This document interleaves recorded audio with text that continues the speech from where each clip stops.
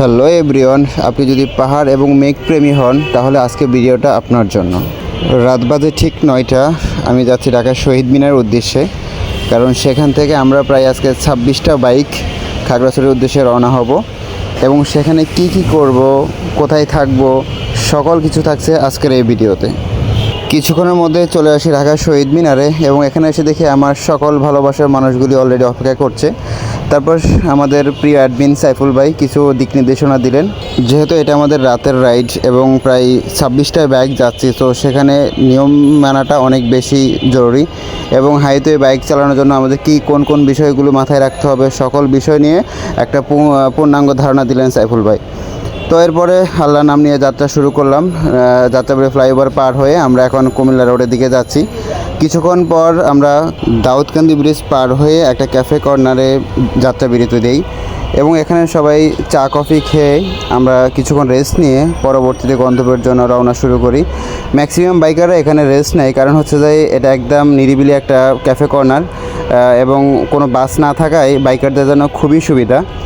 তো tea break শেষে আমরা রওনা দিচ্ছি কুমিল্লার উদ্দেশ্যে। সামনে আমরা মিয়ামিতে যাত্রা বিরতি দেব ইনশাল্লাহ। সেখানে রাতের খাওয়া দাওয়া শেষ করে যাত্রা শুরু করব আমাদের মেঘের রাজ্যের উদ্দেশ্যে। তো সবাই মিলে খাওয়া দাওয়া শেষ করলাম এবং মিয়ার খাবারটা খুবই ভালো ছিল। এখানে মোটামুটি রিজনেবল প্রাইসে খুব ভালো খাবার সার্ভ করা হয়। তো সবাই যে যার মতো খাওয়া দাওয়া শেষ করলাম। খাওয়া দাওয়া শেষ করে যখন মিয়ামি থেকে বের হব তখনই নামে ঝুম বৃষ্টি। আসলেই রাতের রাইড সাথে বৃষ্টি, এটা সত্যি অসাধারণ ছিল। কারণ নর্মালি বাইকারদের জন্য বৃষ্টি মানে এটা অন্যরকম একটা ভালো লাগা। যদিও অনেকের রেইনকোট ছিল না, কিন্তু তারপরও সবাই মোটামুটি ভালোই উপভোগ করছে। কারণ এতগুলো বাইকার একসাথে এবং বৃষ্টির মধ্যে বাইক রাইড করা এটা সবার জন্য চরম আনন্দের। আপনাদের যাদের সাজেক ট্যুর করার প্ল্যান আছে তারা অনেকভাবে আসতে পারেন। যারা বাইকার তারা তো বাইকে আসবেন অবশ্যই। আর নর্মালি যদি বাইক ছাড়া আসতে চান তাহলে ঢাকা সাইদাবাদ কিংবা যাত্রাবাড়ি থেকে অনেক বাস ছাড়ে, যেমন হানিফ, বিশেষ করে শান্তি পরিবহন। খাগড়াছড়ির জন্য শান্তি পরিবহন দুর্দান্ত সার্ভিস। তারপর খাগড়াছড়ি নেমে সেখান থেকে চাঁদের গাড়ি কিংবা সিএনজিতে করে আপনি সাজেকে যেতে পারবেন। তো এভাবে কথা বলতে বলতে আমরা চলে আসি বারোয়ার হাট এবং তখন বাজে প্রায় ভোর 4টা। আমরা কিছুক্ষণ যাত্রা বিরতি দিই এবং ফজরের নামাজটা সেখানে শেষ করে আবারও আমাদের পথ চলা শুরু হলো। আমরা সবাই একসাথে রাইড করছি। আসলে স্টর্ম রাইডারের সাথে অনেক দিন রুট করতে করতে একটা অন্যরকম ভালোবাসা কাজ করে। এখানে প্রত্যেকটা মানুষের সাথে এত ভালো বন্ডিং, এত ভালো সম্পর্ক, মানে কোনো ট্যুর প্রোগ্রাম করলে না গেলে ভালোই লাগে না। মানে হাতে সময় থাকুক বা না থাকুক, ট্যুরে যাইতে না পারলে মন আর ভালো লাগে না। তো কিছু করার নাই, ট্যুরে তো যেতেই হবে, যেহেতু আমি একজন ক্ষুদ্র ভ্রমণ পিপাসু। তো এইভাবে আড্ডা দিতে দিতে আমাদের পথ চলা শুরু। পাহাড়ি রাস্তা অসম্ভব সুন্দর এবং চারপাশে এত সুন্দর চা বাগান ছিল, মনে হচ্ছে যেন সিলেটের কোনো রাস্তায় রাইড করতেছি। তো এবার আমাদের খাগড়াছড়ি যাওয়ার প্ল্যান হচ্ছে, আমরা খাগড়াছড়ি শহরের রোড দিয়ে না গিয়ে আমরা একটা বাই রোড দিয়ে যাব এবং সেখানে অনেক বেশি পাহাড় পাবো এবং একেবারে নিরিবিলি একটা রাস্তা। আপনারা দেখতে পাচ্ছেন এই রাস্তাটা কতটা সরু এবং এখানে কোনো কোলাহল নাই, মানে দুই একটা বাইক ছাড়া কোনো গাড়িই দেখতে পাইনি আমরা।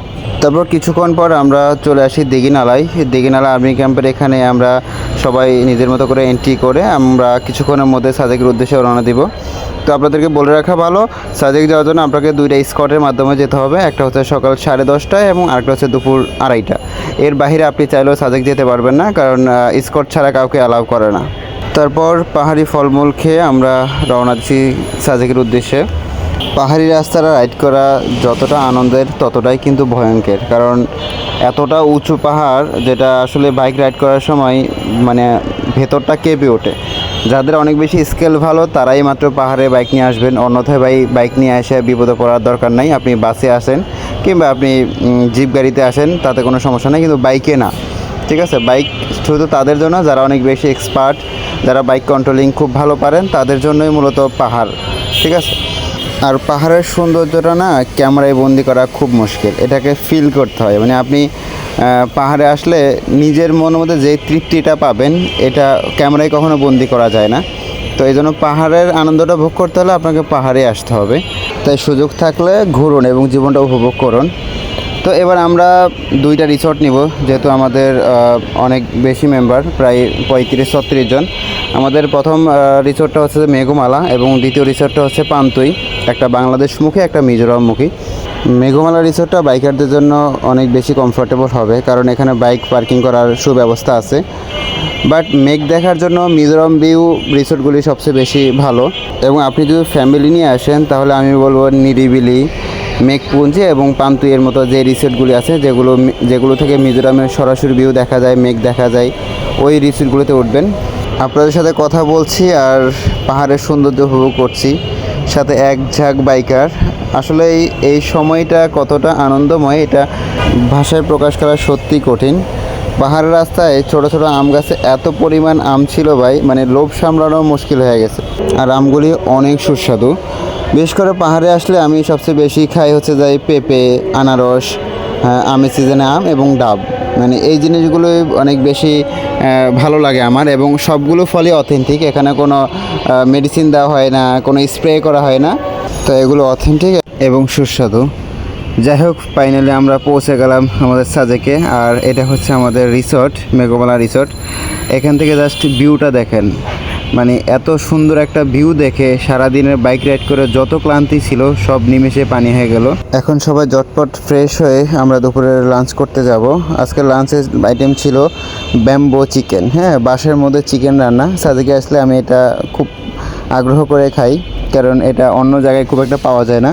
আপনারা দেখতে পাচ্ছেন যে বাঁশের মধ্যে চিকেন রান্না করা, এটা সাজেকের অন্যতম একটা ট্র্যাডিশন। তারপর লাঞ্চ শেষ করে আমরা চলে আসলাম আমাদের দ্বিতীয় রিসোর্টে। আর এটা হচ্ছে দ্বিতীয় রিসোর্টের ছাদ। এখান থেকে মিজোরামটা একেবারেই স্পষ্ট দেখা যায় এবং সকালে অসম্ভব মেঘ থাকবে। আগামীকাল ইনশাল্লাহ দেখাবো। তারপর আমরা সবাই মিলে কিছুক্ষণ গান টান গেয়ে আড্ডা দিয়ে কিছুক্ষণ রেস্ট নিয়ে বিকালে চলে যাব সাজেকের অসম্ভব সুন্দর মসজিদের প্রাণকেন্দ্রে। এটা সাজেকের উঁচু একটা জায়গায় অবস্থিত, আর এখান থেকে সাজেকটা অনেক বেশি সুন্দর লাগে। এবং এই মসজিদটা সবার প্রাণ কেড়ে। সোজা কথা, যারা সাজেকে আসেন, এই মসজিদের আশপাশটা এত সুন্দর, মসজিদটা এত সুন্দরভাবে বানানো হয়েছে, যেটা সত্যি খুবই মুগ্ধ করে আমাদেরকে। তারপর কিছুক্ষণ আড্ডা দিয়ে আমরা চলে আসলাম হ্যালিপ্যাডে। সন্ধ্যায় হ্যালিপ্যাডটা অনেক বেশি সুন্দর লাগে, কারণ এখান থেকে সাজেকটা আরও বেশি সুন্দর দেখায়। এবং চারপাশে পাহাড়ি খাবারের অনেক সুন্দর সুন্দর দোকান। এই যে দেখতে পাচ্ছেন, চিকেন ব্যাম্বো পাওয়া যায় এখানে, মানে বাঁশের মধ্যে চিকেন দিয়ে এটাকে বেজে খাওয়ানো হয়। তারপর আছে যাই ব্যাম্বো টি, মানে বাঁশের মধ্যে চা। সোজা কথা, চা সাজেকে আসলে আপনি বাঁশ খাওয়াই লাগবে। হ্যাঁ, মানে আইকা ছাড়া হোক আইকা আলা হোক, বাঁশ আপনাকে খেতে হবে। যাই হোক, সেখানে কিছু আড্ডা দিয়ে চলে আসলাম সাজেকের মার্কেট পয়েন্টে। এখানে অনেকক্ষণ হাঁটাহাঁটি করে সবাই একসাথে জুম্বি রেস্টুরেন্টের সামনে একত্রিত হব এবং সেখানে আমাদের রাতের গানের আড্ডা শুরু হবে।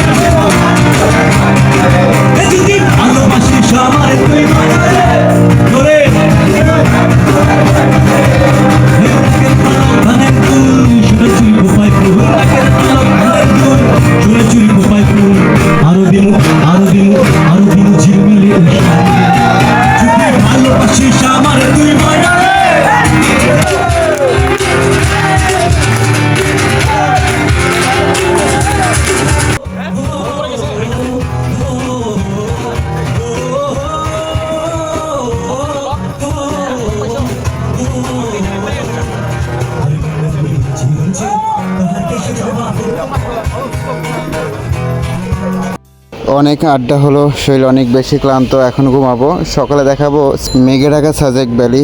আল্লাহ হাফেজ।